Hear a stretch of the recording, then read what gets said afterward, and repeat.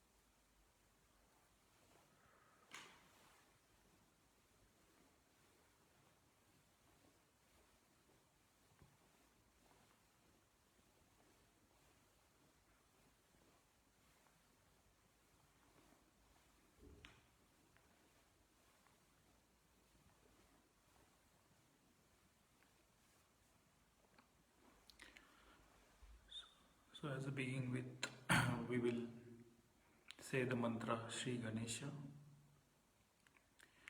Om Tvameva Sakshat Shri Ganesha Sakshat Shri Adi Shakti Mataji Shri Nirmala Deve Namo Namah. So as Shri Mataji described lot of lecture that morning meditation is for us, for self, and evening meditation should be for collective. So I will do meditation for me and you can also do the meditation for yourself.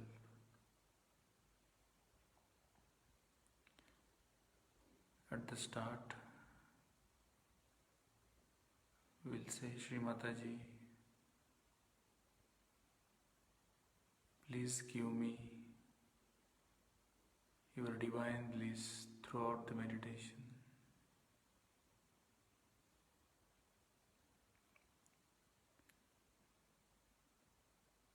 Please stay with me, Mother, throughout the meditation.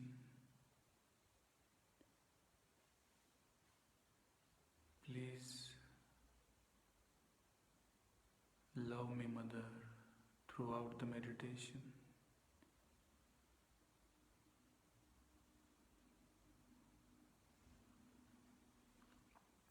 Please put our attention on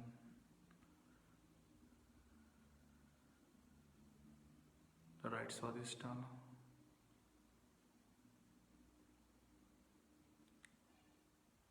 And we can just put attention. Today's silent meditation only through attention. Just put attention on your right Swadhisthana. And just say, Mother, please give me Nirmal Chitta. And just meditate on your right Swadhisthana by taking Nirmal Chitta, which is coming very easily at the morning meditation. Just enjoy Shri Mataji's company in Sahasrara and the lotus face in your heart. Meditate. Then we will move our attention 20 centimeter on top of the head. Shri Mataji is here, the complete form of Adi Shakti. Just meditate with Shri Mataji in Adi Shakti form.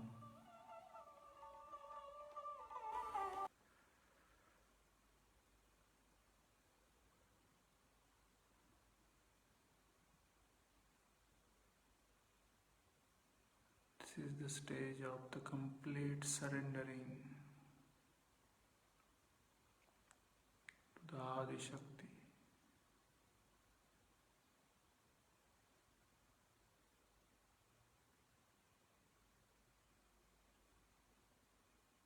And slowly move our attention. So you can see the Sahasrara, Shri Mataji reside. And she opens Sahasrara, then above the Sahasrara, she is residing the Shiva. And above the Shiva, she resides in the Adi Shakti.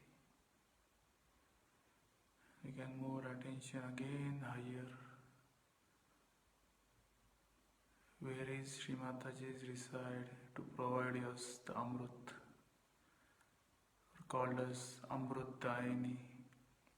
She showers the vibrations with Amrut. Mother, please give me the Amrut. Shower me the Amrut. Meditate around 30 to 35 centimeter on top of the head with Shri Mataji with that Amrut Param Chaitanya.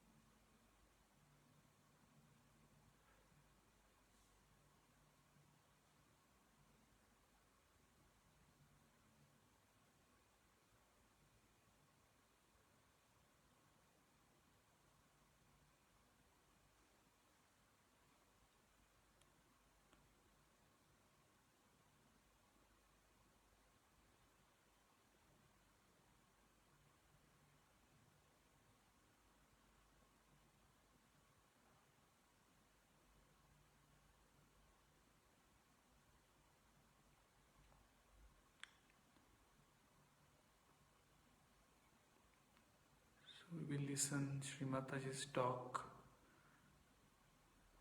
about 1983 Devi Puja, Adelaide, Australia.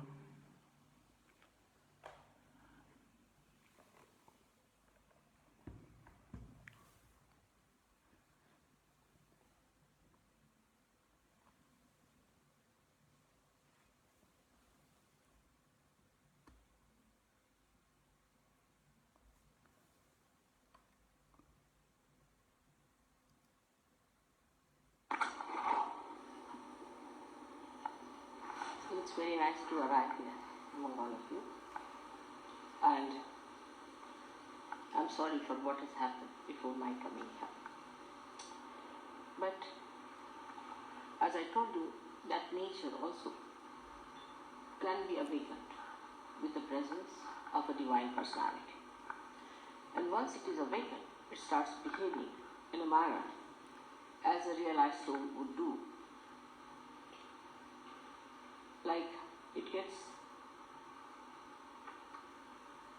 angry with people who are not religious, people who don't want to know about God, people who are doing wrong things on life, people who are not normal people, in the sense they don't want to be part and parcel of the whole, recluses, all sorts of people.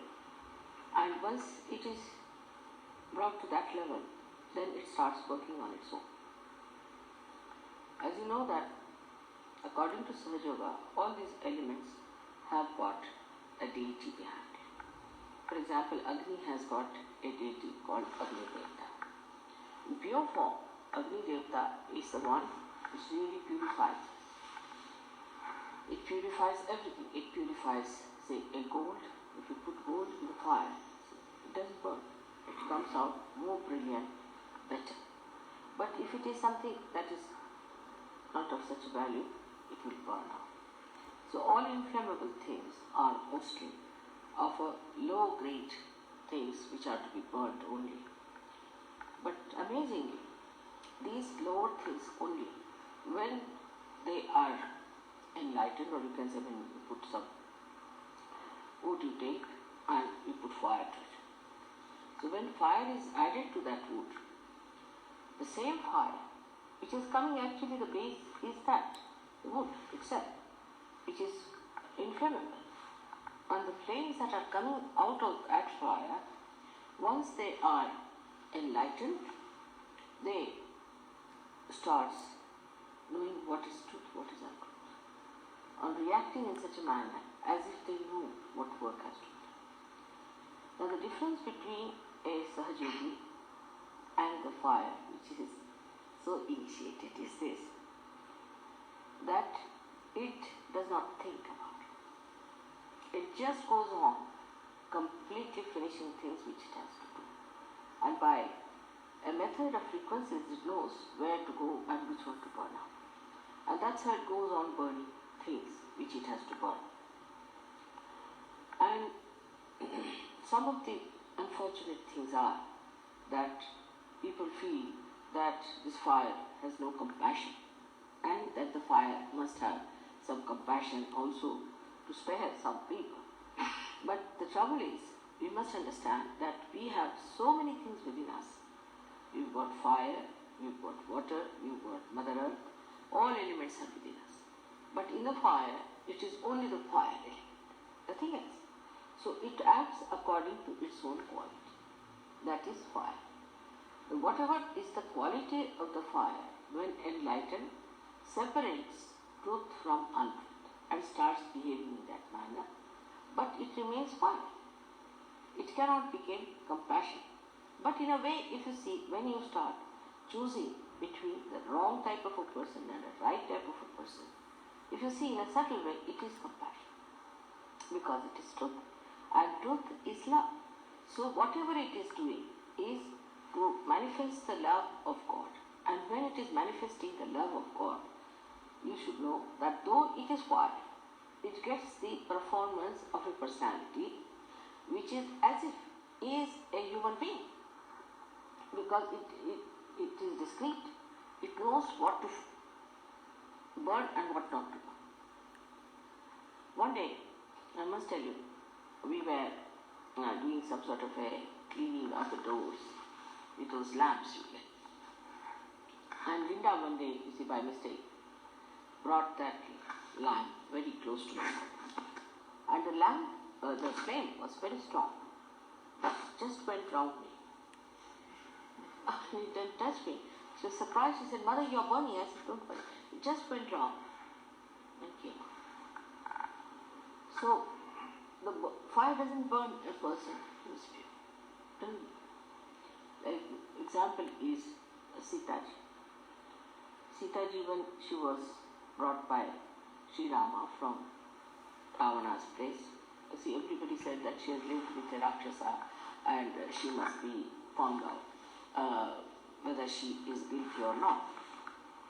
So Rama, first of all, he said, "All right, we put the fire." She herself said that we put a fire, with fire or fire.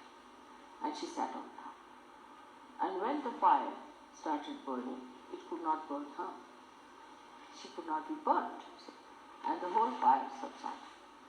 So, that time, the Agni Devata knows what is right, what is wrong, who is holy, who is unholy. But human beings take a lot of time to recognize that and to understand, even in search of that, because the sensitivity has to be grown much more. Now, why is it that anything that like water or Agni or any one of these elements becomes so sensitive than human beings are? How they just obediently do the thing, as if they know the job, and they're so quick at it, so efficient. The reason is they are completely under the control of the divine. They are under the control of the powers of God. Absolutely, 100%. Whatever God wants, they do it once they are enlightened. But human beings are still, you see, dwindling between his own human awareness and the divine awareness and the oneness with God. So it is the sensitivity in a person grows very, very slowly. Doesn't matter. Makes no difference. And when it grows, it comes, you see, it moves sometimes 2 steps forward and 5 steps backward. You see, again, by the time it is about 2 years, you find the gentleman at the same spot where he started. and you get quite upset how it has happened, despite certain.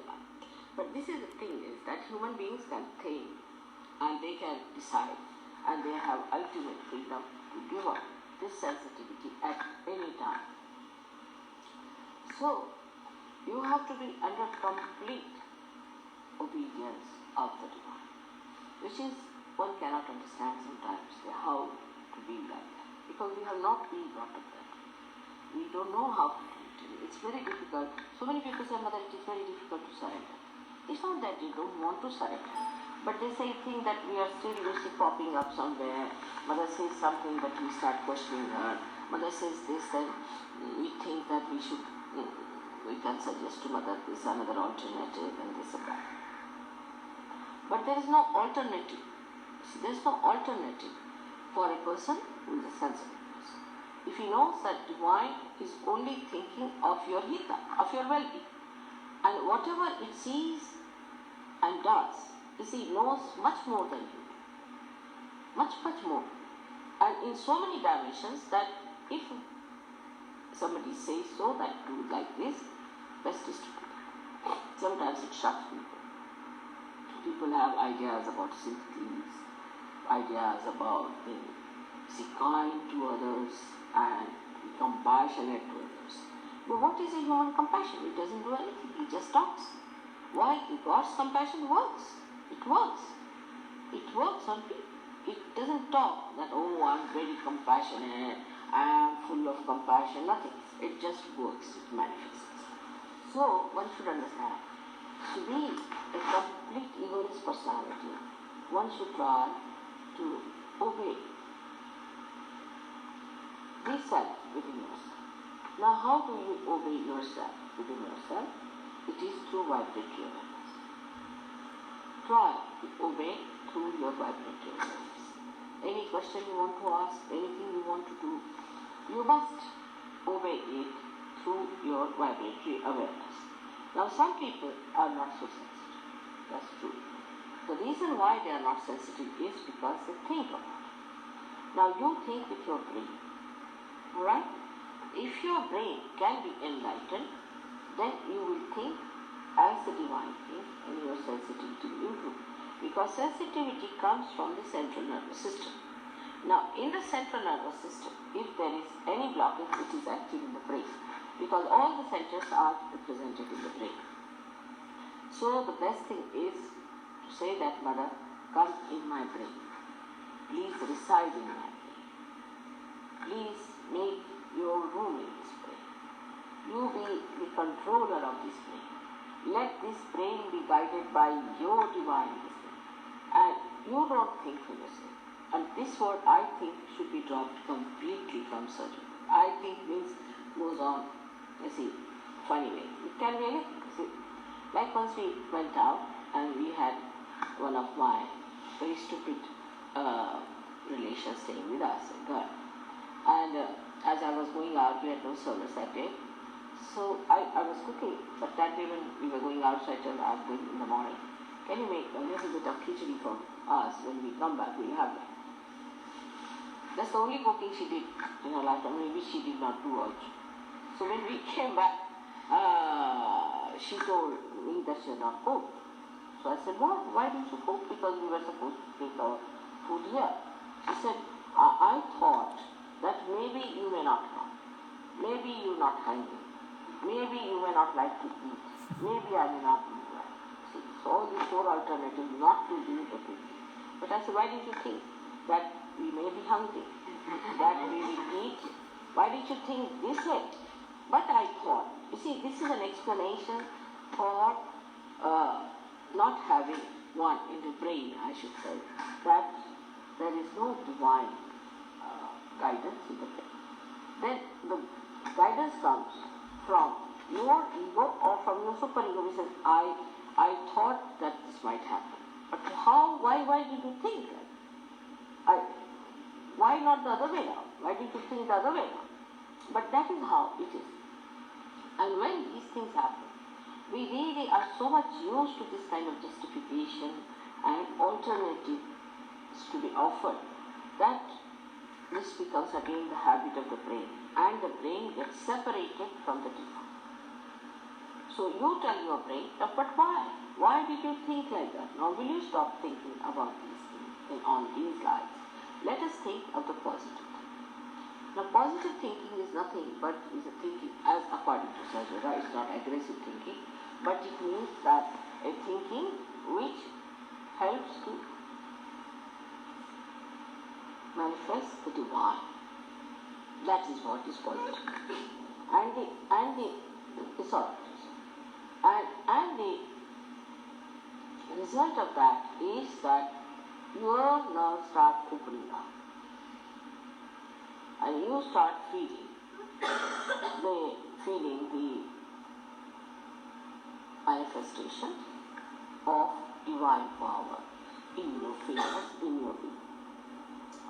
And this is the basic thing that doesn't happen in the West or in the Western culture, because we have a very big idea of always giving an explanation for anything. Now you can see that, supposing you go to a person who is possessed, and you get possessed, then you give an explanation, you say, I went to that person thinking, I thought that I will cure that person, but the result is you are mad now.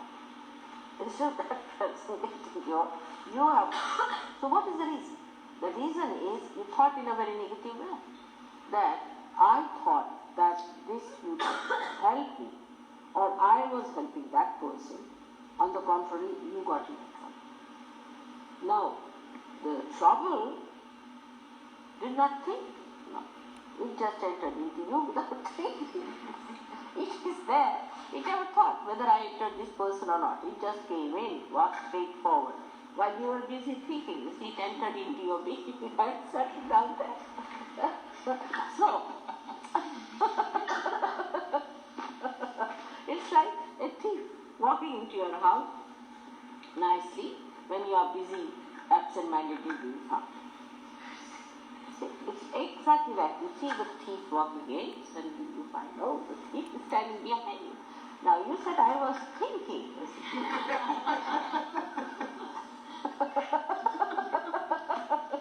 It's exactly the same way it happens to us. And when we know, our mind knows that I can give an explanation about it. Every time it is ready to give explanation, then the mind, you see, is used to that kind of a phenomenon. That it will always give an explanation, always it will say something. So, it is never on the alert. Because, you see, even if the trouble walks into you, you will always say, this is the explanation. But explanation doesn't cure. Doesn't help. Because by mental explanation, she give us some soothing things. Some soothing lines. Okay, there's some soothing Let's take it. Yeah. All right. So, one should not be extremely on the thought waves and on the depending on their thinking, because you see, thinking has an alternative. Thinking always has an alternative. You can say, I was thinking this or I was thinking that. But whom are you blaming? It was you who were thinking, so you are responsible for it. So if you take the responsibility for your thinking, then you may not do such a thing as to say that I thought if I had done this thing, it would happen. Because you are responsible for your thinking. Suppose an engine driver decides that I thought I better go by the other route and has a big accident. People will ask you, why did you think like that? What was the thing that made you think like that? But in every day-to-day life, I find human beings are always saying, I think, all the time giving alternatives. And that's why they go up and down, up and down, up and down like that. But for fire, or for water, or for Mother Earth, there is no alternative. No. If I just touch the Mother Earth and I say, suck in their problems, please, it sucks. If I tell the fire, now, oh yeah, you are believing that. I don't even tell. Immediately suck. Their Kundalini rises with us. put a fire in front of us.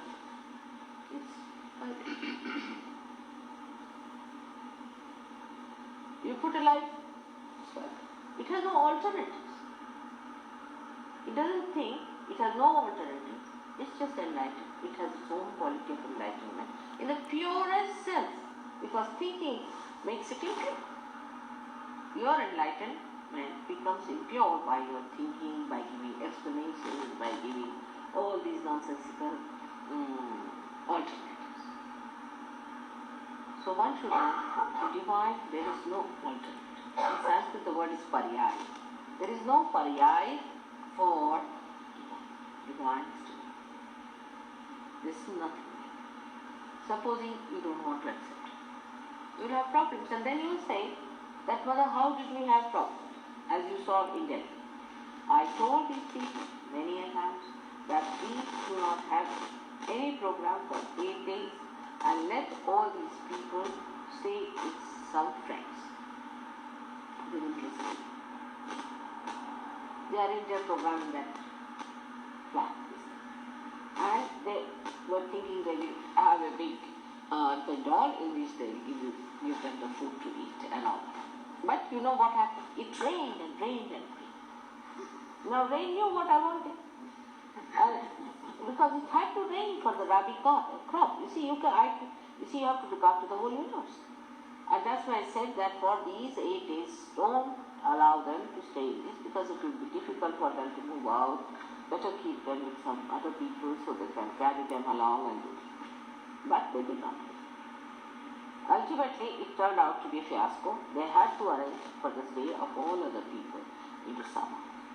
So this is the situation. Now they might say that, Mother, you better start the rain. I will not. Because they must know that the question of rabi crop is also equally important for me. And they have to have their share. After all, they are human beings and they are to be heard. But why didn't you listen to me? And then he came to me and he said that, Mother, will you please stop the rain tomorrow? I said, okay. Tomorrow. He went back and he told the other gentleman, he said, that let's put up the shower, let's put up the pendant, and let us cook there. He said, but no, it will rain. He said, no, it will not, because I have told God himself. He said, where did you meet God? He said, I did meet him, and now it's done. Next day he got up at 5 o'clock, the other fellow, to see, and he saw the whole sky so clear. He said, look at that, you have told God and God has listened to you. So this is it.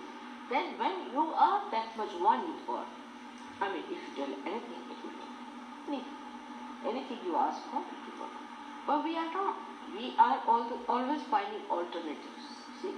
And this alternative is the game. All these people have played with you all the time, giving you alternatives. See now, in the market if you go, just now I asked him about what car you have. So he told me there are so many combinations, this, that, cylinder, this, that, so you do math. So alright, but I'm doing something, whatever it is. And then, you see, this is all playing with your brains all the time, giving you alternatives, whether you want this or that. And you feel that you are really a great personality that you can decide about, I'll have this color and that thing. Very serious people do. Even I've seen, we have been classical in a hotel or something. They'll study all the menu very carefully, and any one of them will say, alright, I'll have this, the other fellow will say, I'll have that. And the bearer is quite puzzled, but the owners are happy that they have the food. They just mix up this with that. Oh, this is this, this is this, this is. And just they try to be full. You see, everything is boiled, kept there. Alright, this with sauce. Alright. This with masala. This with masala. It's all ready. See, just mix that before you. Oh, I've got very good things. It's not that your spirit is happy. It's not even your stomach that is happy. It's not even your palate that is happy. It's only your brain, this ego is happy. And you say, oh, very nice. Still, it's not good.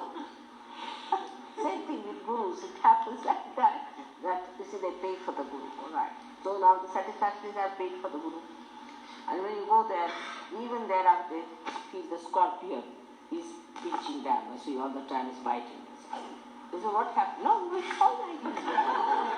Nothing has gone wrong with the nagging beside me. And they continue. Oh, I'm very fine. Yes, I'm all right. I'm very peaceful. I'm never agitated. I'm absolutely relaxed. And you can see his nose is jumping, his eyes are jumping, his head is jumping, and he's supposed to be the most relaxed person. Oh, I felt very peaceful, very happy, no doubt. How can? With boots, how can you? I mean, I know you can. But I've seen many people telling me this story. Oh, they felt very nice with the Guru, and they felt very peaceful with the Guru. Look at that.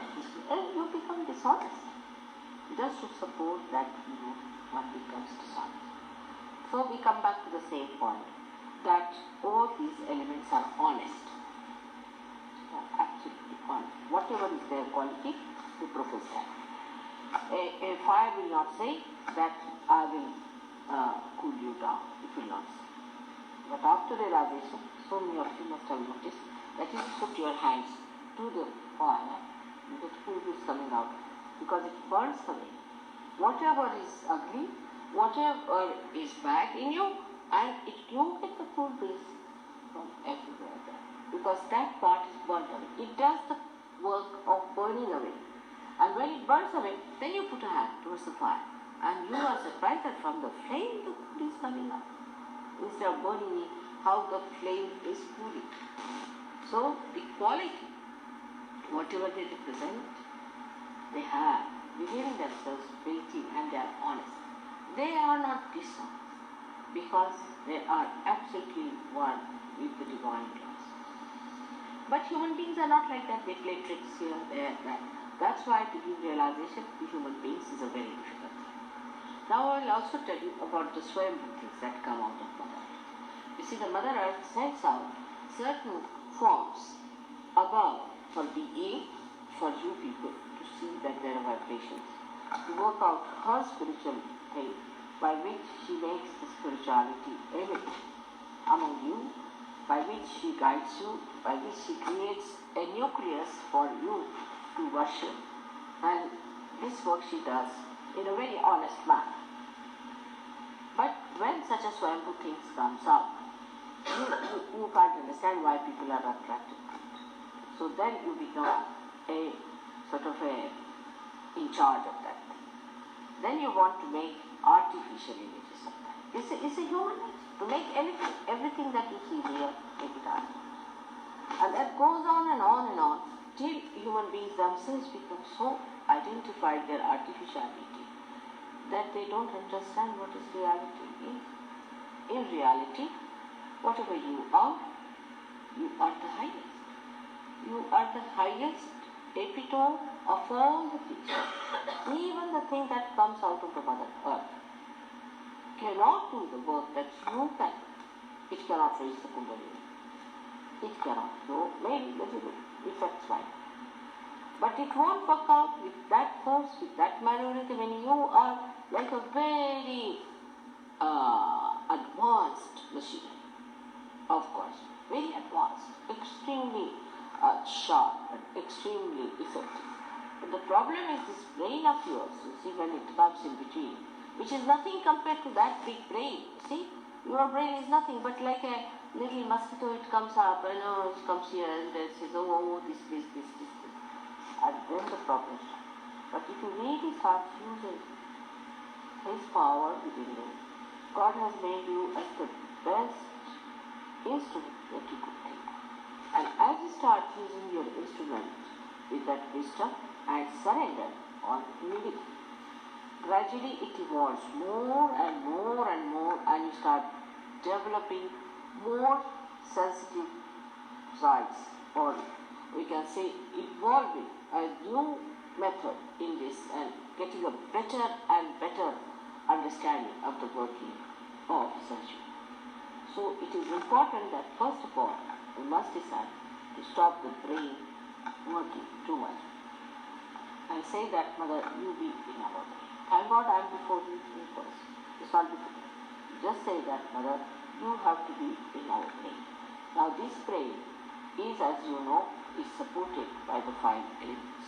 They all are insulated. And if you can somehow or other bring me in that brain, somehow or other, by telling your brain now not to disturb you anymore, you'll be amazed that immediately the whole system will start working like a timer.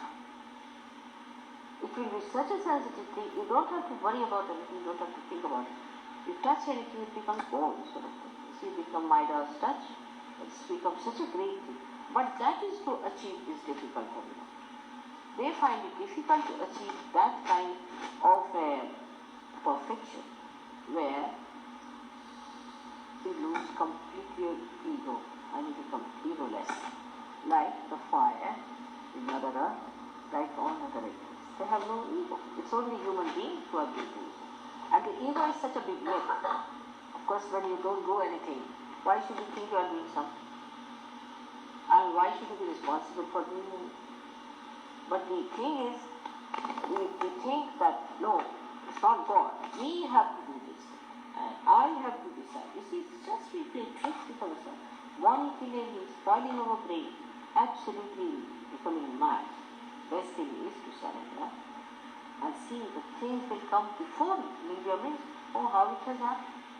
How it has worked out.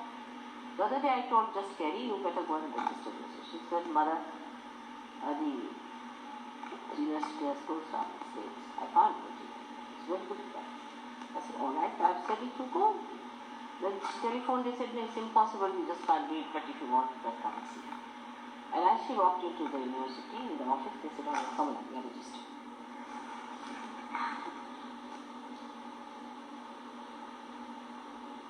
It is. So many times it will happen to you people. But it took about 10 minutes for me to convince her that she just try it. But I must say, still, she was not so adamant. She was thinking if Mother is having it. But if you suppose it's all right, Mother, you are saying, I'm just going to register. Finish. Then what happens? Even if you do not get registered, it doesn't matter. That's not important. Your brain. That's important. That your brain, it becomes more sensitive. It's not important that the work should be done. That's not important. What is important that in your brain you must get this idea that let me be enlightened. Alright? This is what one has to understand in a very subtle way, that we all are very sensitive instruments made by God, and all our energies are not equal. So we have to supply energy to all our nerves, and that's only possible if we remove our blockages created by our ego and our conditioning. If you can remove the blockages, all our nerves will become very sensitive. And that's why tell your mind that now, any further, you better put Mother down there. Now it is also expressed through the way you talk. See, you jump, jump. And nothing, I see you traveling as you go now. There's nothing to talk about. There's nothing to say about it. It's just there. And if it is just there, then it is better to be done and to be executed, and it will come. Because if you know how to talk too much, then it's going to be difficult. Because you're not sucking anything within yourself. And you'll always give explanations. You'll always say, oh, maybe, I thought, maybe, this, maybe. A simple example, say for example, I said, oh, I think I brought. If I say I think I brought, I mean something with it. I said I brought my chappals with me. So I said, no, I think finished. May not be true. I may not be true at all when I'm saying. See? I may be saying it just to test you. And to say maybe, then yes. Alright. Try. Once or twice you say that whatever you know so far, so must be, if Mother says must be. Just try to train your mind there. I try these tricks and I find mostly they fail when I give up. Mostly they fail.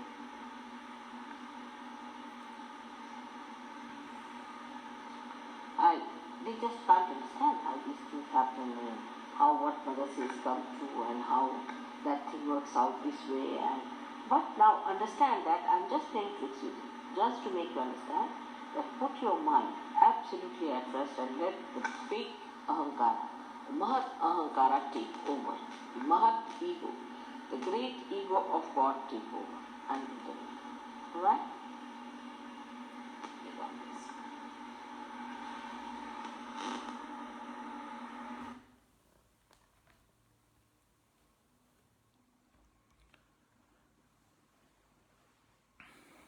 We will just meditate.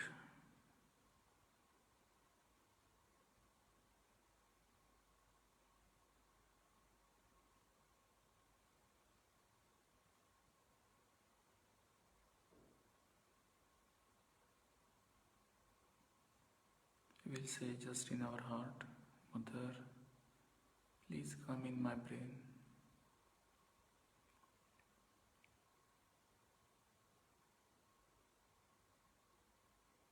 Mother, please make a room in my brain.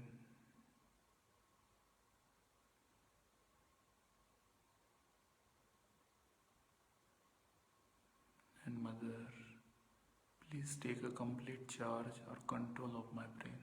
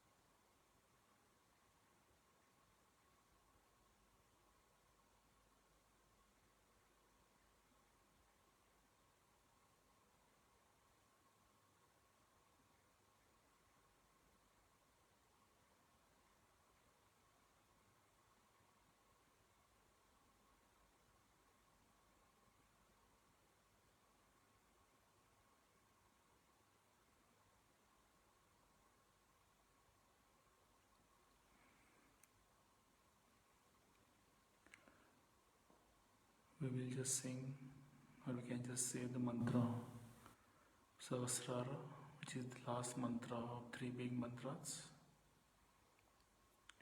Om Tvameva Sakshat Shri Kalaki Sakshat Shri Sahasrar Swamini Moksha Pradayani Mataji Shri Nirmala Deve Namo Namah.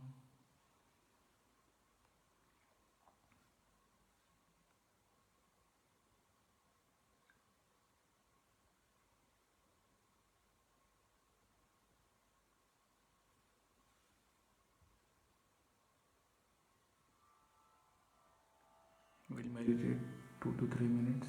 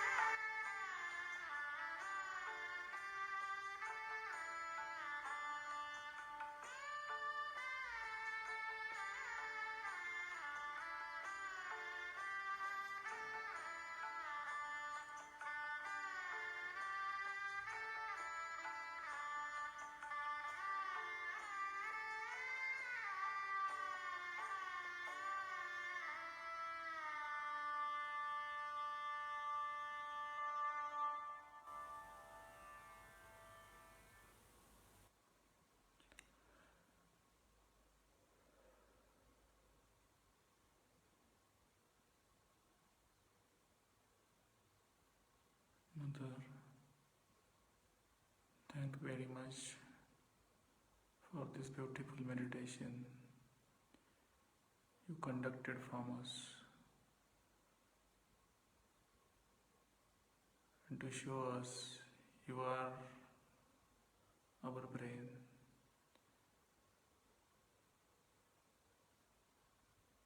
Thank you very much, Mother, for your love, for your blessing, for your everything.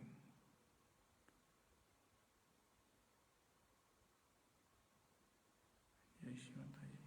Kundalini and Bandhan.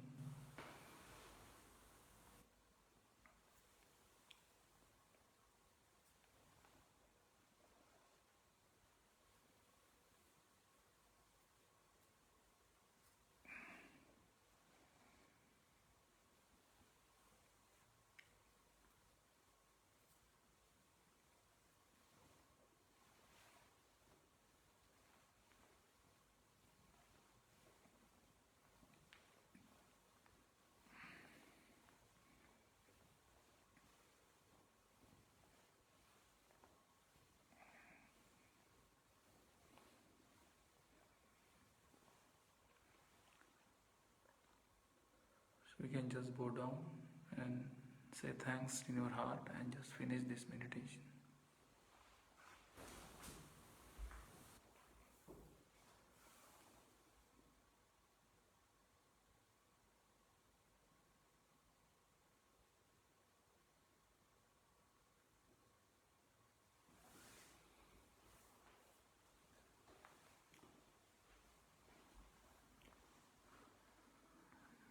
Thank you very much for joining. For everyone, have a good morning and some location good night. Jai Shri Mataji.